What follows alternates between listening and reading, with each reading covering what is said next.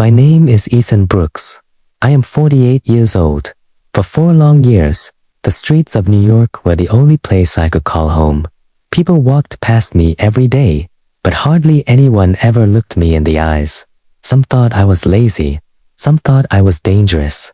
Most people thought I had given up on life. But none of them knew my story. I was not born homeless. I once had a good job. I wore clean clothes. I paid my bills. And I believed my future was secure. Life changed so quickly that I never had time to prepare for it. One tragic year, I lost my job. Then I lost my apartment. A few months later, I lost the last bit of hope I had left. Every morning started the same way. I folded my old blanket, picked up my backpack, and walked through the busy streets looking for temporary work. Some days I carried heavy boxes. Some days I cleaned storefront windows. Most days, nobody needed me. Night, I slept wherever I could find shelter. Sometimes under a bridge, sometimes inside an empty bus stop, sometimes behind a closed restaurant.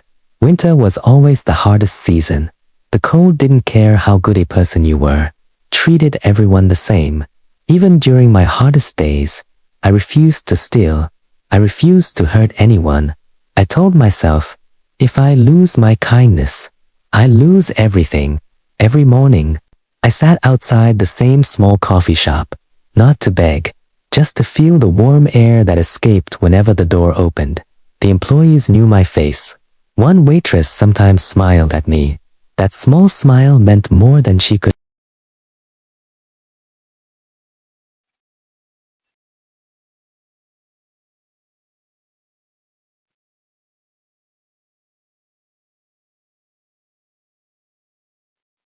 A little girl walked out of the coffee shop holding a hot chocolate.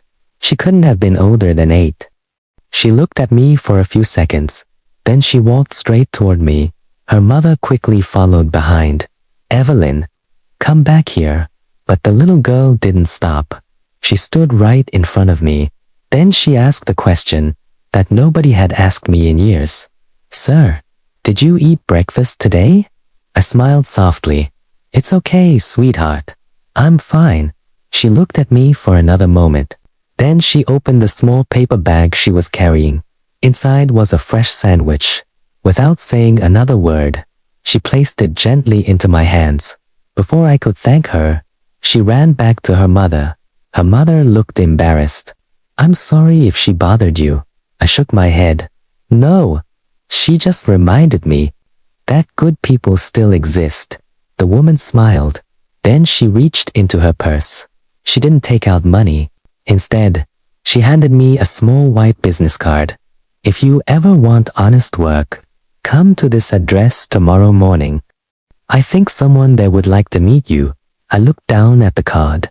The name printed on it read, Walker Community Services.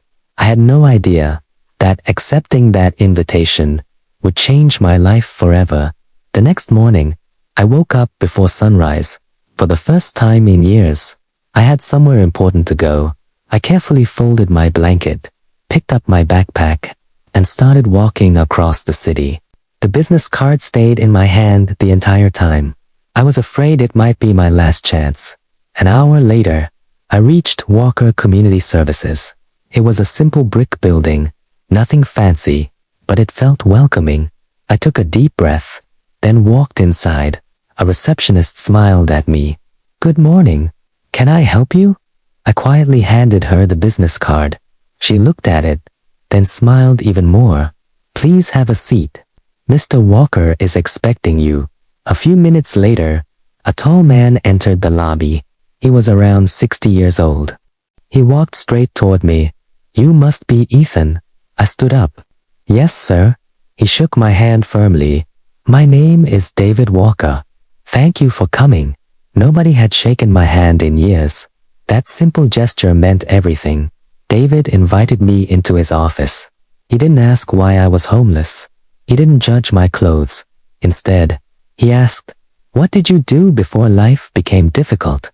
I told him everything. About my old job, about losing my home, about sleeping on the streets. He listened without interrupting me. When I finished, He leaned back in his chair. Then he smiled. Ethan, I don't think you need charity. I think you need one honest opportunity. Those words stayed in my heart. David opened a drawer, then placed a set of keys on the table. I manage several community buildings. I need someone reliable to look after them. The job starts today. For a moment, I couldn't speak. You mean, you're hiring me? David nodded. Not because I feel sorry for you, but because I believe you're the right person. Tears filled my eyes. After 4 long years, someone finally believed in me again. That afternoon, I received a clean uniform, a warm jacket, and my first employee ID card. When I looked at my reflection, I almost didn't recognize myself. For the first time in years, I didn't see a homeless man. I saw a man getting his life back. That evening, David walked beside me before leaving.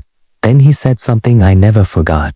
Ethan, when life gives you a second chance, one day, make sure you become someone else's first chance. I smiled. I promise. At that moment, I had no idea how soon I would get the opportunity to keep that promise. The following week, life slowly began to change. I worked every day. I arrived early and left only after everything was finished. People started trusting me again. The employees smiled when they saw me. Some even stopped to talk. For the first time in years, I felt like I belonged somewhere. One cold evening, as I locked the front gate, I noticed someone sitting near the entrance. It was a young man. His clothes were torn. His hands were shaking. He looked exactly the way I once had. I walked toward him slowly. Are you okay? He lowered his head. I haven't eaten since yesterday. Without thinking, I walked inside. A few minutes later, I returned with a hot meal and a bottle of water. He looked at me in surprise. Why are you helping me? I smiled. Because someone once helped me. He quietly ate every bite. After he finished, I sat beside him. We talked for almost an hour. His name was Ryan. He had lost his job, then his apartment, just like me. The next morning, I introduced Ryan to David Walker. David listened to his story. Then he looked at me. A small smile appeared on his face. You remembered your promise. That same day, Ryan was offered temporary work. It wasn't a big job, but it was a new beginning. Months passed. Ryan found a small apartment. He started smiling again. Watching him rebuild his life reminded me of my own journey. One afternoon, David called me into his office. Ethan, I've decided to retire. I looked at him in surprise. Then he handed me a set of keys. I want you to lead this community center. I could hardly believe it.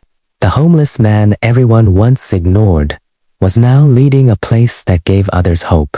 Today, every morning, I open the doors before sunrise. No one who walks in is judged. No one is turned away. Some need food. Some need work. Some simply need someone to listen. And I make sure they receive all three. Whenever someone thanks me, I always think about that little girl. The one who handed me a simple sandwich and a small business card.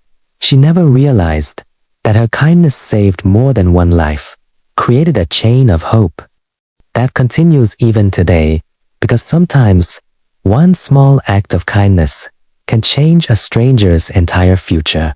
1 year passed. The community center became a place of hope. More people walked in every week. Some needed food. Some needed work. Some simply needed someone to believe in them. One snowy morning, I was unlocking the front door. Then I saw an elderly man sitting alone across the street. His coat was torn. His hands were frozen. People walked past him without stopping. The scene felt familiar. It reminded me of my own past. I walked across the road. Good morning, sir. He slowly looked up. His eyes were filled with tears. I don't want money. I just need someone to talk to. I sat down beside him. For nearly an hour, he told me his story. His wife had passed away. His children had moved away. He had lost everything, including hope. When he finished, I smiled. Come with me. He looked confused. Where? Home. A few minutes later, he walked into the community center. The volunteers welcomed him. Someone brought him a hot meal. Another volunteer found him clean clothes.